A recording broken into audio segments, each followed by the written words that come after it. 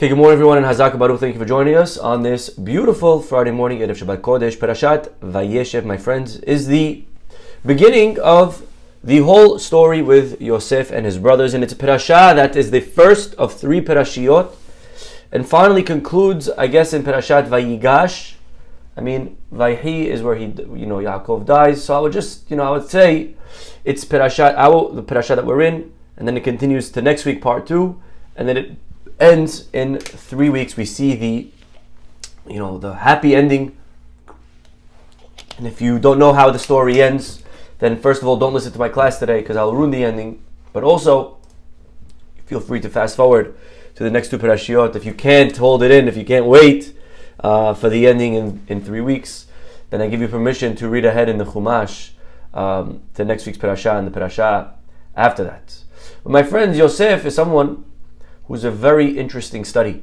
We read about the life of Yosef. We read about the story of Yosef. Yosef is you would say, perfect victim for depression, for Prozac. You see today, unfortunately, a lot of people that they're going through things, and some bigger, some smaller, and there's a lot of lack of simha in the world that we live in. Today, it's very hard to find people that are happy. Yosef is definitely such a person who's qualified and deserving to be unhappy, if you will. He's a victim from the beginning of time. His mother dies when he's a little kid. And that alone, my mother dies, that alone for Yosef is a reason to sit and sulk and cry and to have therapy and to be able to go through life without having to assume responsibility. And the world will completely understand and give you and provide for you. His mother died when he was a kid. What could we expect? On top of that, his brothers, of course, we know, don't like him. There's a lot of friction. He's having dreams. And by the way, a lot of dreams in these parashiyot as well. Everyone's dreaming. Yaakov is having the dream of the ladder. Yosef's dreaming. The brother, Paro's dreaming. The butler and the baker. The whole book, I guess you could say, the second half of Bereshit is all about dreams, right? I had a dream. It's all about people dreaming. Is, I guess, how you would summarize the book, the second half of this book. And he doesn't get along with his brothers. Okay, some things never change, and he's sent one day to go see how they're doing. And Yosef knows it's not going to be fun to be all the way out there alone. They're probably going to pick on me. Many of us maybe know sometimes when we're going to be at a certain event or family get together, we know that our family is going to be picking on us and bothering us, and we're going to be the center of the talk. Why are you still single? Why don't you get your life together? Why don't you have a good job? And we're dreading going to these Thanksgiving dinners or Shabbat dinners because we know that our parents or our family members or whoever it is for sure the conversation's going to go there, because when does it ever not? And sometimes people call me and they say, Rabbi, I just don't want to go to my parents for Rosh Hashanah. Someone called me up this past year. I just don't want to go because I know where it's going to lead. And I get bullied, I become the victim. The whole topic becomes, instead of Rosh Hashanah, it becomes about me. And I don't want to I'm not in the mood anymore to just get picked on all the time. And Yosef knows by going to his father, to his brothers, he's going to get, again, it's not going to be a fun encounter, but he says to his father, Hineni, here I am, I'm ready to go. Of course, he never imagined that it would get this bad. We know he gets to his brothers, the brothers strip him from his ketonet pasim, his special robe that he had. They sell him into slavery, and they didn't have Abraham Lincoln back then. No one was going to come and abolish and free the slaves. He gets sold, and if you get sold, getting sold is forever. It's for life. And he, even according to the Midrash, on the way down to Egypt, they passed by Bethlehem, they passed by Kever Rachel. The Midrash says that he ran out of the caravan and he started yelling and screaming, Mommy, how could you do this to me? Imi, lama azavtani. Why? First of all, how could you die and leave me alone in this world without a mother? And how could you, from up there, not pray for me, not be pulling strings, letting me get sold into slavery? He finally gets down to Egypt, where he is purchased by a man, Potiphar, and we know that whole story, where he is accused of raping her, and it's actually quite the contrary, au contraire. He is the victim of seduction. He is the victim of her attacks and her abuse. He doesn't get rewarded for doing the right thing. No good deed goes unpunished. He gets thrown into jail. We're in jail now again. There weren't rights. There weren't free meals. It wasn't a fun place to be. He's in jail for how many years, by the way? For 10 years. He's in this horrible place. And he's just wherever he goes, Yosef is successful. Ish matzliach, he's successful in Potiphar's house, he's successful in the jail cell. He meets the butler and the baker and he says, this is my ticket out to freedom. The butler has a dream that he has grapes that he's squeezing in the Paro's cup, and Yosef says, you're going to get out of here and just do me a favor. When you do, please put in a good word. And of course, the butler forgets all about Yosef. Who are you? What's your name? We met, right? How many times has that happened to us, where we know people that we've helped? It's like they don't even know who we are. No, thank you, right? Anyways, finally, after 2 years, where Paro has a dream and Paro is furious that no one could interpret it, the butler says, "Oh yeah, I remember there was this guy Yosef, Joey in jail. Let's bring him out." And finally, after how many years? 13 years. After 13 years, Yosef is finally pulled out of jail, standing in front of Paro, and he becomes, by interpreting Paro's dream, he becomes the viceroy. He becomes very, very successful. And again, if you don't know how the story ends, then you could please pause the video, but I'm going to spoiler alert. You fast forward to next week, where the brothers come down because they need food, and Yosef sees them, and he needs to see that they've apologized, or that they did teshuvah, and he's back and forth again a few years, and finally, after 2 years, in 2 weeks from now, we'll read in Parashat Vayigash, Yosef finally reveals himself, and the brothers can't believe it. And Yosef doesn't just reveal himself to his brothers. It would be one thing to say, I'm Yosef, and success is the best revenge.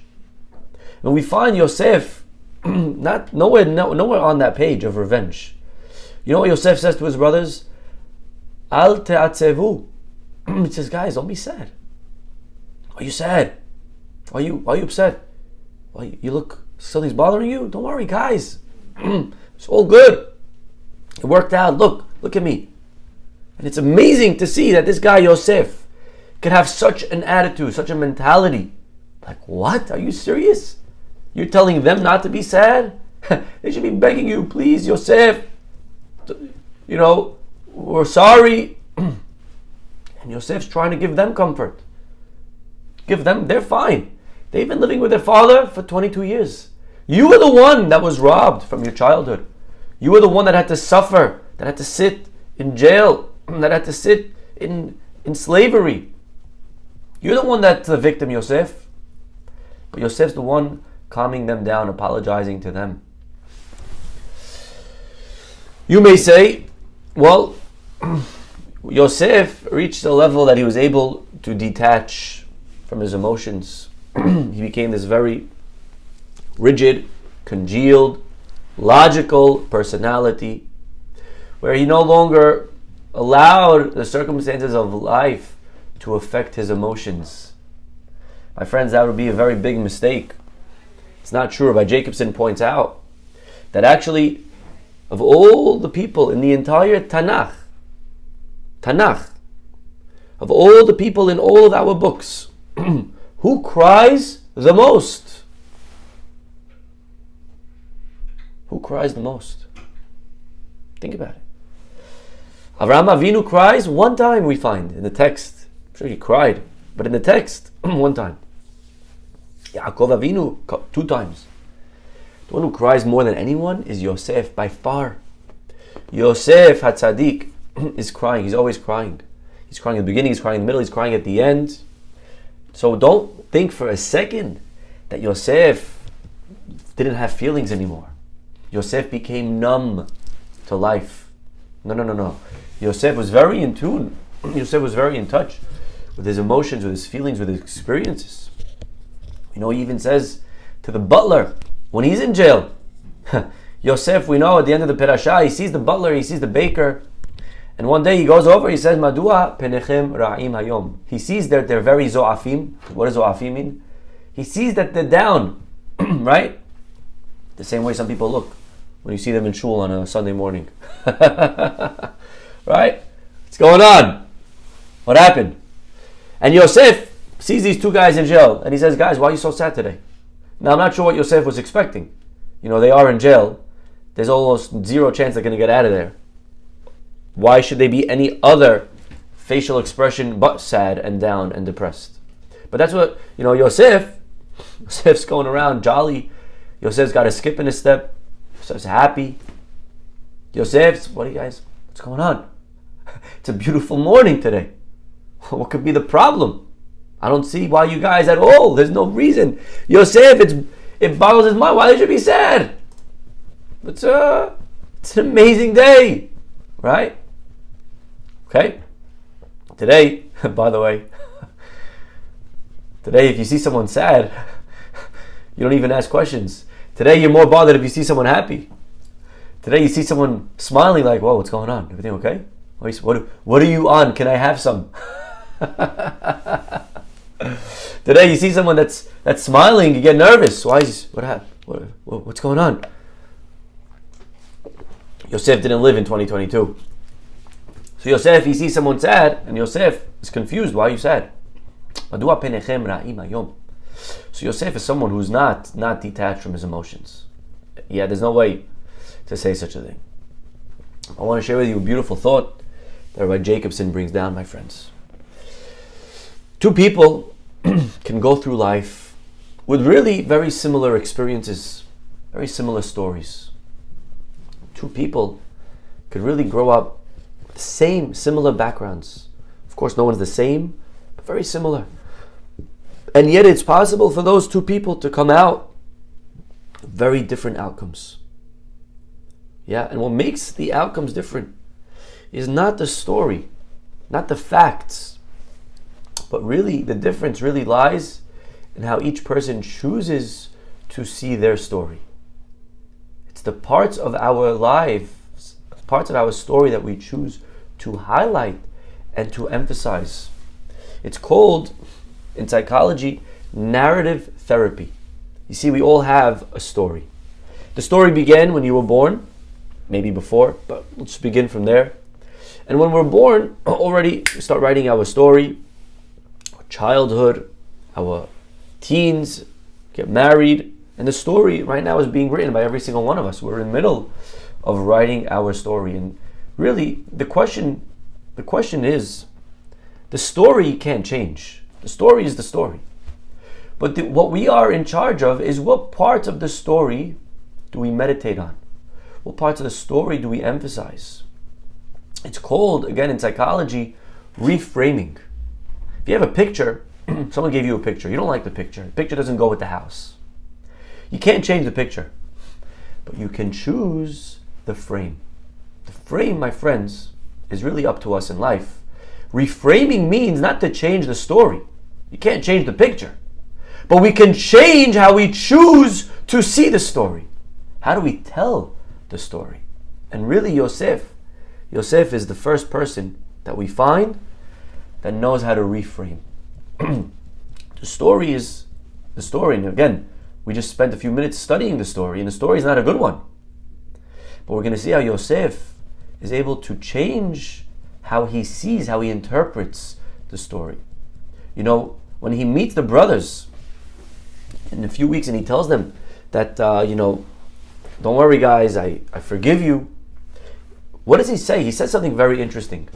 The brothers, when they apologize, Yosef says, Ki lo atem mechartem oti hena. He says to his brothers, you guys didn't sell me. You didn't sell me.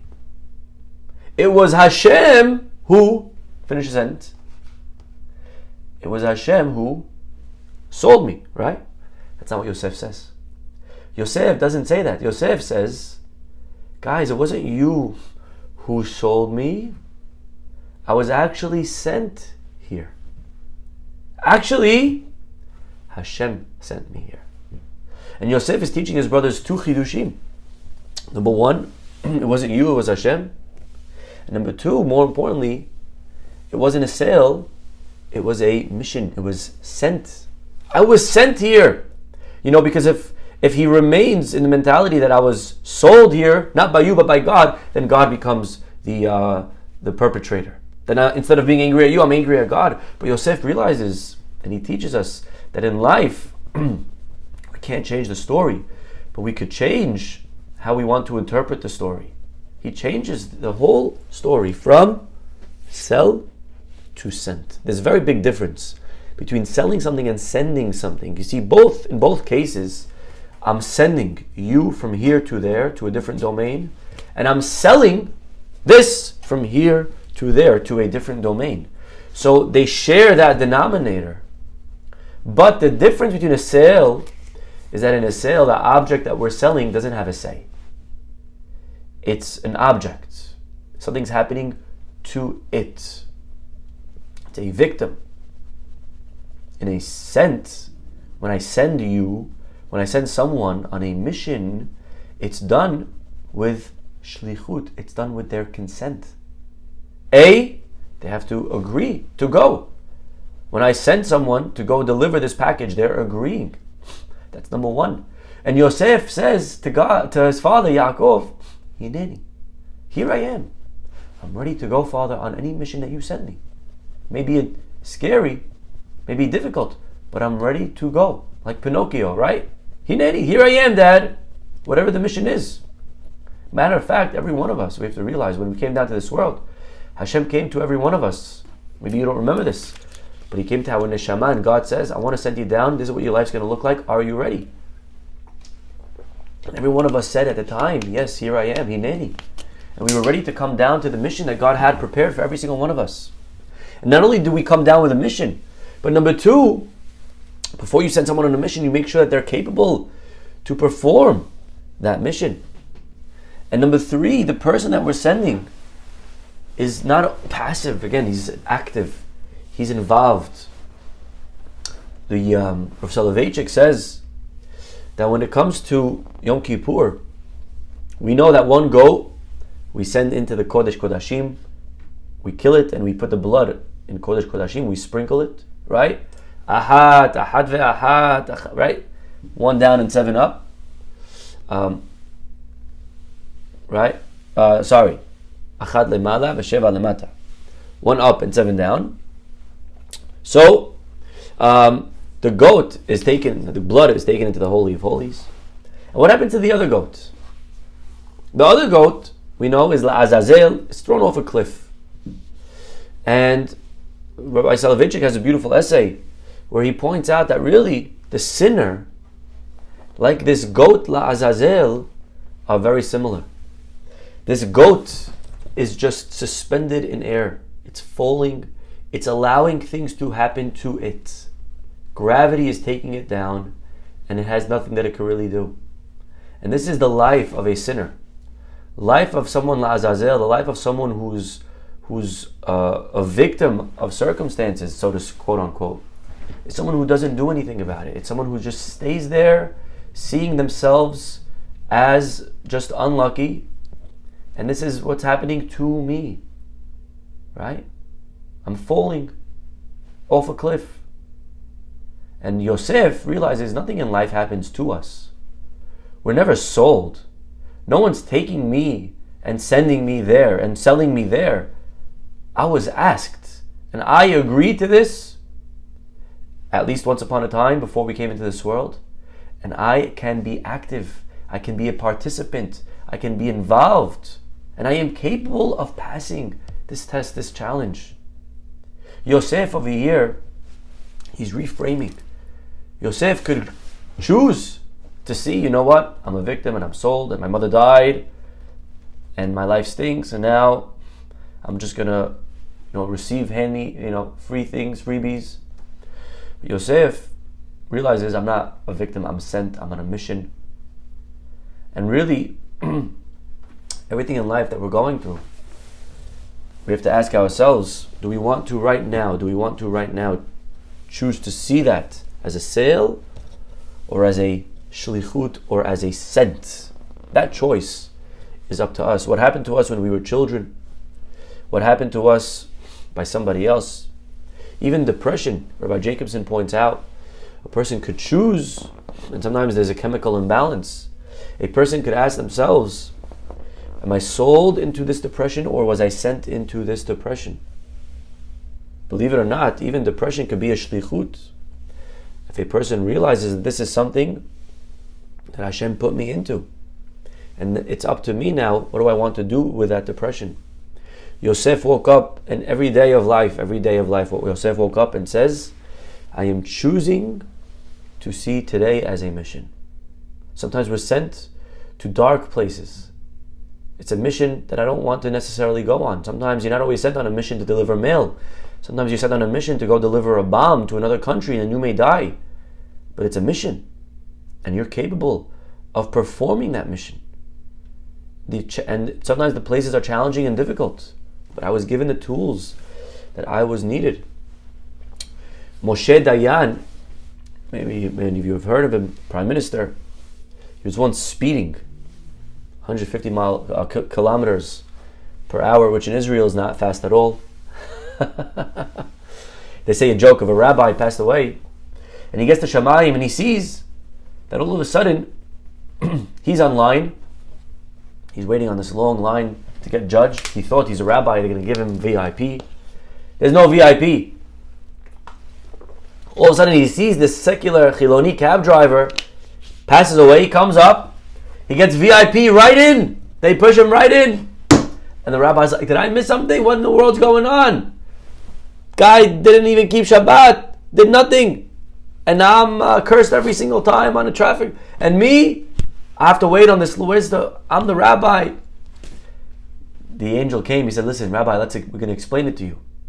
When you spoke in shul, you caused everyone to sleep. When this guy drove, he caused everyone to say Shema.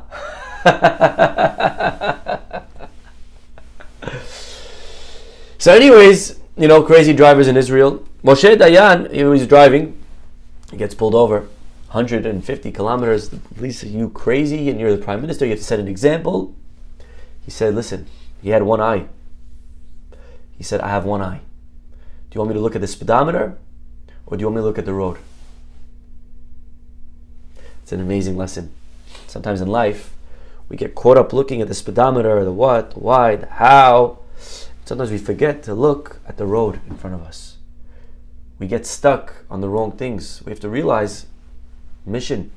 We're on a shlichut. We're on a road. There's a bigger picture. Yosef is able to reframe. Yosef decides how he wants to interpret the things in life. He realizes, like Tony Robbins says, things don't happen to you, they happen for you. Everything in life is happening for me. It's up to me if I want to see it like that.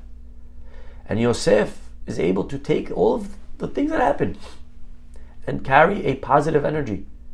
And he, you know what? That's the only reason he succeeds, is because he reframes. If he were to go through life negative, down, depressed, you can't blame him. But there's no way that he would ever make that connection with the butler. There's no way that he becomes the viceroy. And he becomes a person that we'd probably never hear about historically. But Yosef, like oil, Chanukah, rises to the top. Yosef gets to the top always, because he never plays the victim card. He never has the mentality of I'm sold. He always sees himself as being sent somewhere. There's a beautiful analogy that the trees, they get chopped down by the axe. They get chopped down by the axe, yeah? But never forget that the handle of that axe could only come from the tree itself. The handle of the axe, the wood, has to come from the tree. It means that in life, sometimes we point to different people that are trying to take us down, that are trying to pull us down, that are trying to kill us, that are trying to chop us. And we look at them and we say, they're killing me. And we have to realize that we're the only ones that could really allow other people. Again, sometimes we're in a situation that people try to kill us. But like Viktor Frankl reminds us, in Man's Search for Meaning, even in Auschwitz, even in a concentration camp, even in the darkest of places, I still have a choice. And that choice, no one can take away from me. That choice, that handle, is always from me. It's always in my hands. He said a joke, and Rabbi Jacobson is Lubavitcher, so he could say this joke, and I'm just repeating his joke, so it's not my joke. So no one yell at me for this joke. But he says a joke about and he quoted someone, so he's not to blame either. But the joke is about a Breslover versus a Lubavitcher. And both Hasidim, each one, after 120, they get up to Shamayim. The Breslover, Rabbi Nachman, he said you have to have long peot. Because if you have long peot, and somehow, some way you end up in Gehenna, if you end up in hell, but if you have long peot, I can pull you up. That's what Rabbi Nachman taught his Talmidim. Okay, I guess the girls have nothing to worry about also, they have long hair. But either way, maybe you should start growing some for Breslover if you're worried. But either way, the joke goes that a fellow passes away, he gets up to Shamayim, Breslover, and Hashem says, "Nu, were you besimcha like Rabbi Nachman taught?" He says, tried, could have been better in my happiness. Okay, did you do tikkun klali, tikkun prati like Rabbi Nachman? He says, here and there could have been better. Did you go to Uman Rosh Hashanah? He says, I went for most. I could have been maybe a little bit better. Did you do Nachman me Uman? Did you? He says, pretty much, but I could have probably been a little bit better. He says, all right, listen, you got to go to Gehenna a little bit. Okay, the Breslover goes to Gehenna. He's there. He starts raising the temperature. It starts getting very hot. He starts yelling, Rabbi Nachman! Rabbi Nachman comes down. He says, my Yid, my friend, let me see your peot, beautiful. He pulls him up. He takes him to Gan Eden. Okay.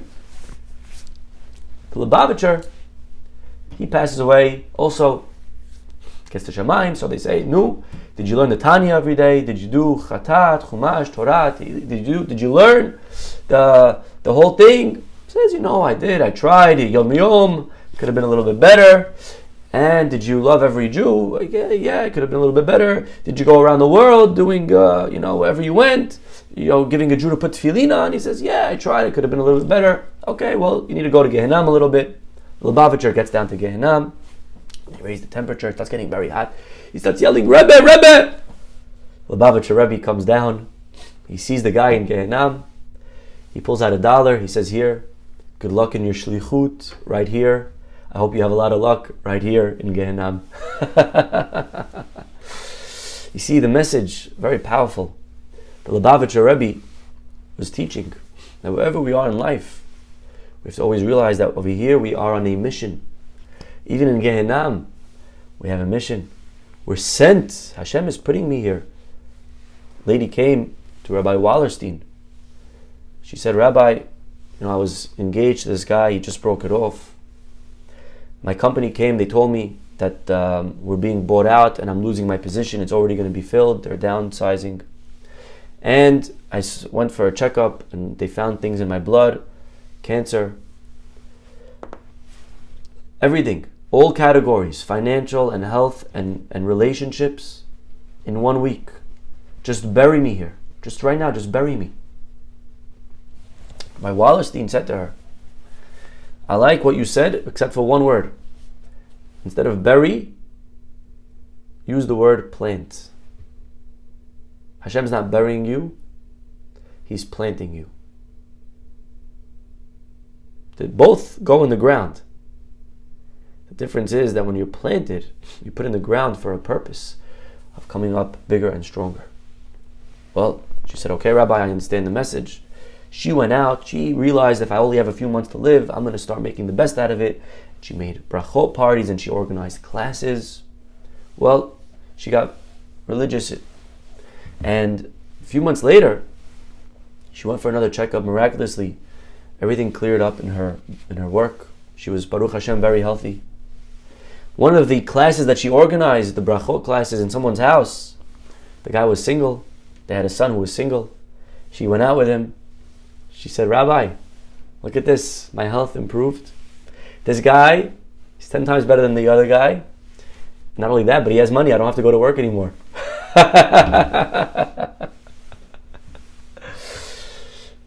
So really, my friends, we're never being buried, we're always being planted.